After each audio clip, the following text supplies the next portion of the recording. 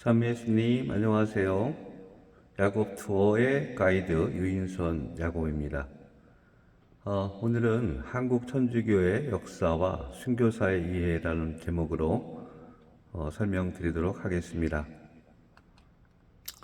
한국의 그 천주교의 도입은 1779년 그 지식인들인 권철신, 이벽, 이승훈, 권일신, 정약전, 정약종, 정약용, 김원성, 권성학 등이 그 주어사 또는 천지람, 강학회를 통해서 서학이란 학문에서 출발해서 종교인 그 천주교로서 받아들이는 과정으로 발전하며 시작이 됩니다. 이 당시만 해도 유교 및 성리학의 연구 모임이었고요. 또 하늘과 세상, 인간 본성 등의 문제를 주로 다루었고요. 또 그런 과정에서 발생하는 의문점이나 의견들을 서로 논의하고 했는데, 그러다 보면 항상 부딪히는 문제가 해결해주지 못하는 한계성에 직면을 하게 됩니다. 그래서 그 이벽이 주도를 해서 천주교의 사상과 교리를 또 공부를 했고요. 이를 통해서 그들이 궁금해하는 궁금증들이 해결되었기 때문에 어느 정도 이 천주교가 이 사람들에 의해서 그 발전할 수 있었다라고 보아졌고요. 또 이런 과정을 통해서 이벽은 그 천주 공경가를 지었죠. 집안에는 어른 있고 나라에는 임금 있네. 내 몸에는 영혼 있고 하늘에는 천주 있네 하는 내용이었고요. 또 오늘날의 주일처럼 음력으로 7일, 14일, 21일, 28일을 주일로 만들어서 쉬기로 하는 이러한 일들이 이때 시작되었습니다. 1784년 이승원 베드로가 북경에서 세례를 받고 오죠. 그리고 명례방 신앙공동체를 형성하면서 한국 천주교의 시작점이 됩니다. 1984년 요한 바오르 2세 교황님께서 방한 200주년을 기념해서 오셔서 103위 시성식을 거행을 했죠. 흐름을 보면 선진함 강학회 가 있었고요. 이때만 해도 그 유교와 상호 보완하는 보이론적인 접근을 했었고요. 그 명례방 공동체가 형성이 되었고, 또 이때 그 구비아 주교가 1790년도죠. 조상 제사는 우상 숭배이다라고 그 지침이 내려와서 이 사건으로 인해서 양반들이 그 중심이었던 그 부분들이 이제 이탈을 하면서 중인들이나 평민들 또는 그 노비들로 하층민으로 이동하는 이런 흐름을 갖게 됩니다. 이 당시만 해도 정교를 위한 그 한글 교리서가 매우 필요했는데요. 그 1603년 마테오 리치가 썼던 천주 시리, 이것을 그 한자죠.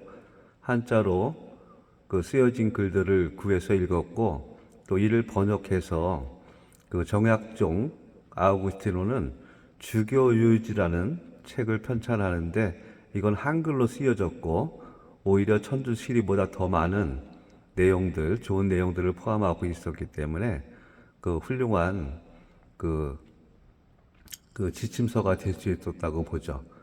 이후에 1794년 12월 달에는 드디어 한국 최초로 한국에 주모 신부가 입국합니다. 또 그분이 돌아가시기 전까지 약 한 6년 동안을 그 활성화시키면서 신자 수가 1만 명으로 급증하는 그런 결과를 초래하는데요. 이분이 오셔서 명도회를 조직합니다. 명도회를 조직해서 남성 회장은 정약종 아우티노, 여성은 그 강환수 골룸바를 하죠. 또 이때 또 그 여성들이 참여할 수 있었고요. 또 집안의 노비를 해방하는 일도 있었죠. 홍랑민 국가. 한국의 천주교 역사는 어떻게 보면 사건과 또 사람이라고 볼 수가 있습니다. 그 사건이 발생했던 그 박해, 그 이유는 크게 보면 그 유교 질서와의 충돌이었죠. 조선은 철저한 유교 중심의 사회 질서를 유지해왔고, 또 조상제사는 개인의 신앙을 넘어서는 국가적인 의무 사항이었음에도 불구하고 그 구배와 주교가 보내온 그 우상 숭배에 대한 금지 사항 때문에 조선 사회와 그 충돌할 수밖에 없었던 구조적인 문제가 있습니다. 또 두 번째는 정치적인 불안과 외세의 위협을 볼 수가 있는데요. 이때만 해도 서구 열강 세력의 동아시아 확장이 지속되는 상황이었고, 천주교는 서양 선교사들과 밀접하게 연결되어 있다는 인식에 좀 불안해했죠. 특히 그 병인박해 1866년, 그때는 프랑스 선교사 9명이 처형되면서 병인 양요의 비밀을 제공하기도 했죠. 세 번째는 사회적 혼란을 들 수 있습니다. 천주교는 신앞에 평등한 사상을 강조하였고요. 이는 조선의 신분제를 정면으로 부정하는 이런 부분이었기 때문에 기존의 어떤 질서, 계층 질서에 심각한 위협을 가져왔기 때문에 그 신유박해 때 1801년이죠. 남인이 척결되고 기해박해 때 1839년 또 김해김 씨가 척결되면서 정치적인 숙청 작업에 명분을 제공했다고 볼 수가 있습니다. 박해는 3대 박해 하면 신기병이겠죠. 신유, 기해, 병인. 1801년, 1839년, 1866년. 3대 박해라고 볼 수 있는데요. 이 공통점이 있습니다. 왕은 이제 순조 11살의 왕이 올라가고요. 현종은 8살, 고종은 12살의 왕이 되죠. 이렇게 하다 보니까 정치적인 행동을 할 수가 없기 때문에 정순왕후, 순원왕후, 신정왕후 그런 이런 정치를 대신하는 이런 분들이 수렴청정을 시작합니다. 또 때마침 정순왕후부터 볼까요? 노론 벽파가 중심이었기 때문에 어떤 그러니까 정조 측근 세력들, 남인이었죠. 이분들을 척결해야 되는 그런 상황이었기 때문에 이를 척결하기 위한 수단으로 천주교를 이용한 거죠. 신유박해. 또 기해박해도 마찬가지였고요. 통양조씨가 안동김씨를 제거하기 위해서 천주교를 끌어들인 거고요. 그리고 이제 고종 때는 흥선대원군이 등장하면서 어떤 배척에 대한 부분이 아니라 이제 외세 열강, 서구 열강, 또 러시아 통상 이런 부분에 대한 세국 정책으로 서양을 배척하고 또 이 연결고리라고 해서 보았던 천주교를 탄압하는 이러한 사건이 병인 박해가 됩니다. 또 이때 또 남원군 묘, 흥선대원군의 아버지인데요. 그 묘를 도굴하는 사건이 벌어짐으로써 선참 후계령이죠. 약 순교자가 급증하면서 먼저 죽이고 나중에 보고해 하는 이런 흐름 때문에 굉장히 큰 문제가 되었죠. 박해에 대한 순교를 보면 신유박해 때 박해의 서막 300여 명이 순교하는데요. 초기에 천주교가 한국 사회에 정착하게 했던 주요 인물들이 이때 모두 다 순교를 하시게 됩니다.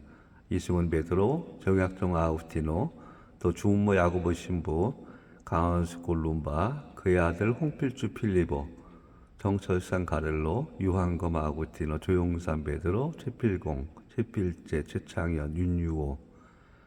기해박해에는 약 200명 이상이 체포되고 70명이 순교하는데요.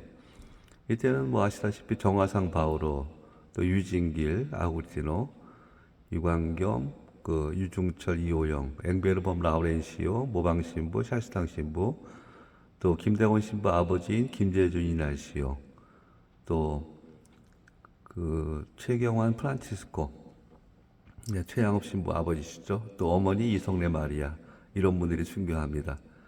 그리고 병인박해 때는 23,000명 신자 중 8,000명 이상이 순교했다 그러는데요. 베르네 4대 주교, 또 다블리 안토니오 5대 주교, 이런 분들이 돌아가셨고, 제가 신기병 했는데요. 그 3대 박해고 그 사이에 이제 병호 박해가 1846년에 발생합니다. 이때는 김대건 신부와 또 관련자 8명이 순교하십니다. 김대건 신부, 그 현성문 가를로, 또 임치백 요새, 남경문 베드로, 한의용 라우렌시오 등등이요. 이런 분들이 순교를 하죠. 이 박해 전후의 상황을 보면 신유 박해를 그 기준으로 볼 때 이전에는 양반 지식인층이 중심이 되었고요. 또 이것에서 그 중인이나 평민으로 저변이 확대가 되죠. 주요 활동으로는 주은모 신부가 조직한 명도회, 거기서 교리 연구 및 그 정교 활동을 통해서 전국으로 확산되는 계기가 됐고요. 말씀드린 바와 같이 천주시리를 그 번역하고 또 배포하고 또 정약종 아우구스티노가 작성한 주교 요지를 발간하고 하는 내용들을 통해서 그 신유박해 이전에 이제 또 명례방 사건이 또 벌어지죠. 또 진산 사건, 그 제사 거부한 거, 그게 또 그 5대 박해에 포함되는 신해 박해죠. 1791년. 네, 제사를 거부해가지고 윤지충, 또 권상현 야구보 이분들이 그 순교를 하는 이런 계기가 됐고요.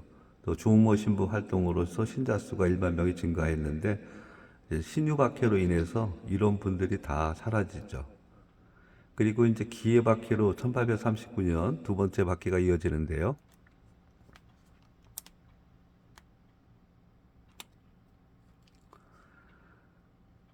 기해 박해가 있기 전에 약 시간적으로 보시면 약 38년 차이가 나죠. 이 천주교가 사실 붕괴가 되고 암흑기에 접어듭니다.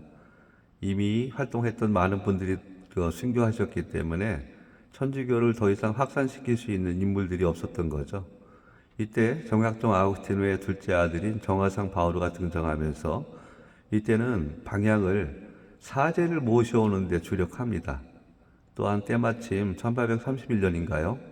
조선 대목국이 지정이 되면서 이제 본격적으로 한국도 그 사제를 파견하고 또 이제 입국하는 이런 과정들이 진행이 됩니다.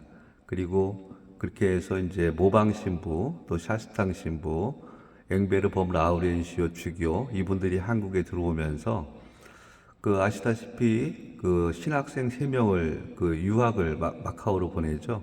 김대건 안드레아, 최영업 토마스, 또 최방재 해서 유학을 보내고요. 또 정화상 바오로는 이제 상대 상서를 작성을 해서 천주교가 한국의 어떤 정치적인 것들과 그 문제가 없다라는 쪽을 또 이렇게 홍보를 하기 위해서 작성을 하고요. 그런데 이렇게 박해 여파가 이어지면서 산간벽지로 신자들이 이동을 합니다. 그러면서 그 교우촌을 형성하게 되고요.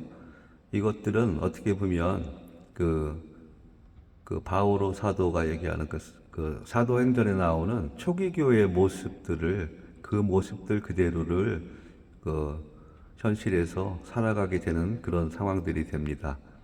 또 다시 그 사제들의 헌신적인 노력으로 신자 수가 또 1만 명이 확보가 됐고요. 그렇게 해서 또 기해 박해를 맞습니다. 그리고 또 병호 박해로 넘어가면 우리나라 최초의 신부님인 김대건 안드레아 신부님이 사제 서품을 받고 귀국을 하시죠. 근데 이분은 그 주요 그 역할은 선교사들이 한국에 들어올 수 있는 그런 그 해로 바닷길이죠. 이걸 개척하는 데 있었고 실제로 김대건 신부 본인도 페레올 주교나 다블리 그 주교 그때는 이제 신부였죠. 두 분과 함께 그 해로를 이용해서 라파엘 호를 타고 뭐 제주도로 풍랑을 만나서 갔다가 다시 나바위 성지로 들어왔다가 또 이제 한국에 그 올라오는 이런 과정들을 거치면서 1년 만에 이제 병호 박해 김대건 신부님이 체포돼 가지고 순교를 하시게 됩니다. 그리고 또 20년 뒤인 1866년 병인 박해가 발생하죠. 이때는 그 최양업 토마스 신부가 이제 귀국을 하고 약 12년 동안 교우촌을 방문하면서 그 활동을 하고요. 뭐 1년에 7,000km 이상 너무 많이 열심히 다니셨고, 또 이때만 해도 그 프랑스의 선교사분들이 15분이 와서 입국해서 활동하셨다고 하고요. 이분 중에 이제 3분은 자연적으로 돌아가셨고, 또 병인박해를 거치면서 9분이 순교를 하고, 이제 3분이 살아나게 되죠. 그리고 요 당시만 해도 그런 활동, 이제 다블린 주교는 21년 동안 순교사를 작성하죠. 그래서 103이 성인의 기본적인 자료가 됐고요. 또 이때 많은 사제분들이 계시다 보니까 이제 교구가 분할되고, 또 인쇄소를 운영하고 사회상업 등을 병행하는 이런 활동들이 활발하게 펼쳐짐으로 인해서 신자 수가 약 2만 3천 명으로 크게 증가합니다. 그리고서 병인박해를 겪게 되면서 약 8년 동안 이어집니다. 결과적으로 1886년 조선과 불란서 통상조약 이후에 이제 교세가 회복되며 신앙의 자유가 확보되죠. 그리고 1894년 갑오경장을 거치면서 신분제도 폐지가 되고요. 그리고 1892년 고딕양식 성당이 건립이 시작이 됩니다. 약현동 성당부터 최초의 성당이죠. 그리고 명동 성당. 또 이렇게 신학교도 설립이 되고, 또 수녀위도 지출이 되고, 1896년 이제 약현성당에서 처음으로 사제 서품을 받으면서 우리나라 3대 신부인 강도영, 마르코 신부님이 나오시죠. 미리네 성지 주임 신부로 가셨고요. 이렇게 한국의 가톨릭은 18세기 말 외국의 선교사로부터 전파된 것이 아니라 한국인 학자들에 의해서 자발적으로 연구되어 종교로 발전한 특이한 이력을 가지고 있습니다. 조선 후기 유교 사회에서 발생한 탄압과 순교로 103위 순교 성인과 또 124위 복자, 그리고 133위 시복자 등 수많은 순교자가 배출되었으며 무명 순교자의 수는 이루 말할 수 없을 정도입니다. 200여 년이 지난 지금 우리는 신앙 선조들의 그런 희생 덕분으로 어떻게 보면 그분들이 그렇게 목숨 바쳐 소원했던 평화롭고 자유로운 신앙생활을 마음껏 누리고 있으며 가톨릭 신자 수만도 600만 명이 이를 만큼 엄청난 발전을 이루게 되었습니다. 우리가 성지순례를 하는 의미는요, 몸과 마음이 쉬는 시간을 갖는 것입니다. 신학인에게는 물론 비신자에게도 내면의 평화를 찾을 수 있는 특별한 여행이죠. 빠르게 돌아가는 일상 속에서 잠시 멈추고 조용히 자신을 돌아보는 시간을 가지시면 좋겠습니다. 한국에는 수많은 아름다운 성지가 존재하고요.